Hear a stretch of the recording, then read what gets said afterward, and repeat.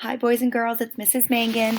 I'm to talk to you today about a characteristic of poetry called line breaks. Now, this is pretty sophisticated, so listen carefully and give it a try. So, what a line break is where the author chooses to end one line and start another, and it's done in a purposeful way. They choose to end one line and start a new one in a different place because they want to draw your attention to something. So, let's see what I mean. And look at this poem called Private Concert.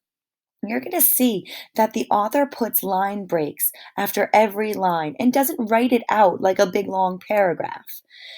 I sit in my room. She sits right below me.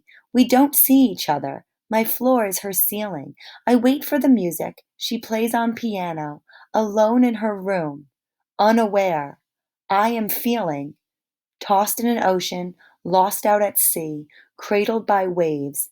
Music does that to me. So the author puts line breaks after every single sentence.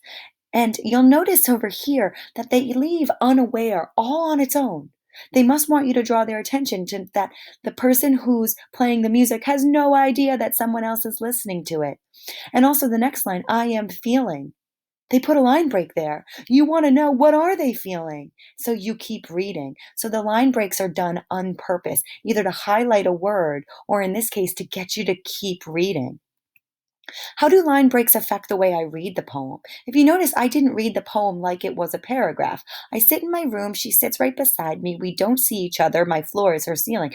No, I'm supposed to pause at the end of a line break. I sit in my room, she sits right below me. We don't see each other. My floor is her ceiling. It gets me to slow down and realize the purposeful breaks that the author chose. Try reading this one aloud to yourself in the way that the author intended, and think, why did the author break up the lines the way that she did? I'll have you pause the video, and then we'll talk about it when you come back. So in Airplane Surprise, the stanzas are short. They're just two-lined little paragraphs. But you'll see that every line break goes into a rhyming pattern for the second line of the stanza. So on a map, I see black lines. From the sky, I see designs. So the lines and designs are rhyming words, and that line break draws your attention to the rhyme.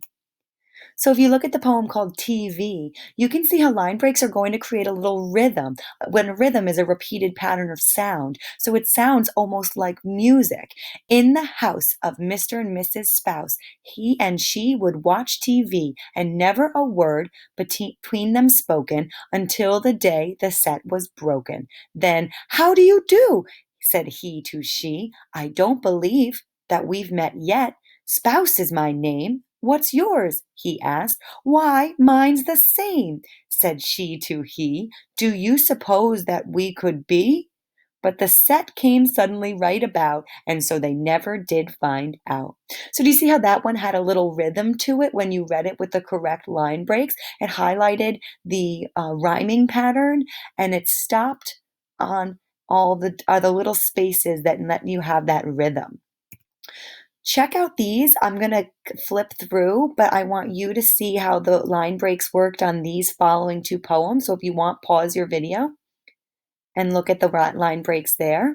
But today I want you to continue to find line breaks in any poetry you're reading. And why did the author decide to make those line breaks? How did it add the meaning to the meaning of the poem?